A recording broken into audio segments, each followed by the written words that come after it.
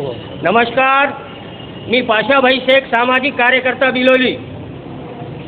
मित्र, बिलोली तहसील कार्यालयामधील आज परिस्थिती, या ठिकाणी लोकशाही व्यवस्था व मूल्य अजिबात दिसत नसून गोरगरीब जनता खेडोपाडी तालुक्यातून राशनसाठी, उत्पन्नाच्या प्रमाणपत्रासाठी अनंत अडचणीसाठी येत असून या लोकांना या ठिकाणी न्याय मिळत नसून येथील संपूर्ण अधिकाऱ्याची टीम, चाहे उपविभागीय कार्यालय असो चाहे तहसील कार्यालय असो, केवळ यांचं गौण खनिज संपत्तीकडे रेती, मुरुम, गिट्टी, दगड, ढोंडे, संडास रूम, बाथरूम हप्ते कुठून येतात काही नाही याच्यावरच लक्ष केंद्रित असल्यामुळे आज बिलोली तहसील कार्यालयातील व उपविभागीय कार्यालयातील लोकशाही संपुष्टात आल्या जमा आहे.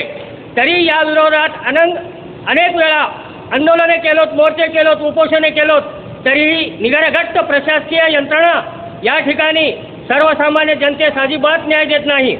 म्हणून माझी वरिष्ठ अधिकाऱ्याकडे, माननीय जिल्हाधिकारी असतील, आयुक्त असतील किंवा मंत्रालयातील अधिकारी असतील, या बिलोली तहसील कार्यालयाकडे लक्ष देणे अत्यंत गरजेचे आहे.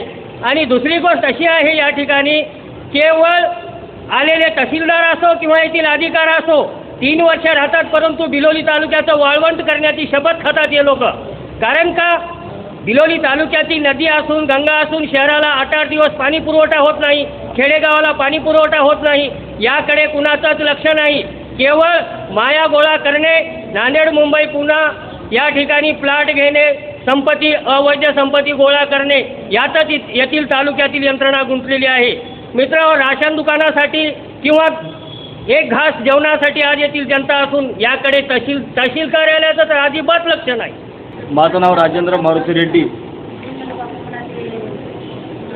बिलोली तालुक्यातील गोरगरिबाच्या घरासाठी रेती, जे पंतप्रधान आवास किंवा रमाई ह्या घरासाठी रेती मिळत नसून तर एसडीएम आणि तहसीलदार ह्या दोघांनी अद्याप दखल घेत नाहीत.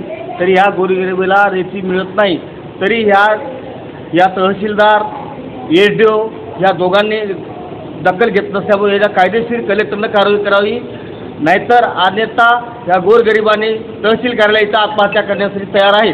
माणसाला न्याय एसडीओ भेटत नाही. 12 वाजत एक अधिकारी नाही ऑफिसला बसून. या अधिकारी लक्ष द्यायला पाहिजे का नाही? निराधाराचे 1500 रुपये असून 1200 रुपये चिटकीतात, 300 रुपये काय खातात दर महिना. शासनाचे होतं येऊ लागले, शासनाचे 1 कोटी रुपये घेऊन बदली करून घेतात बिलोलीला येऊन. 1 कोटी रुपये घेतात बिलोलीला येण्यासाठी.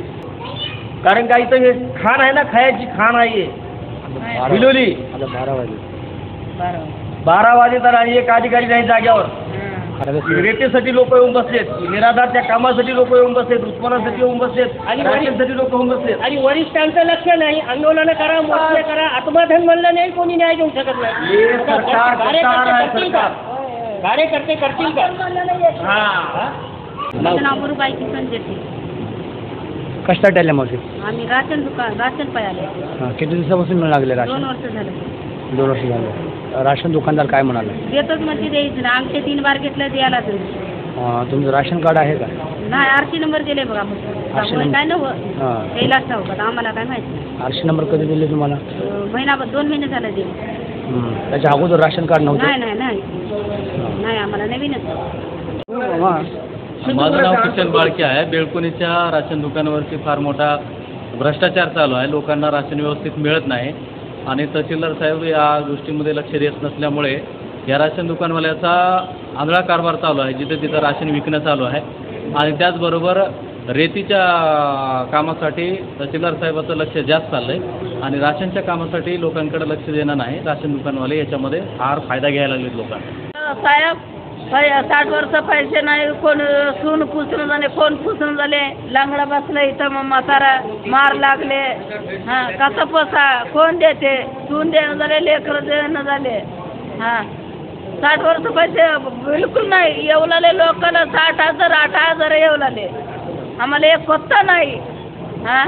कसं करा आता साहेब?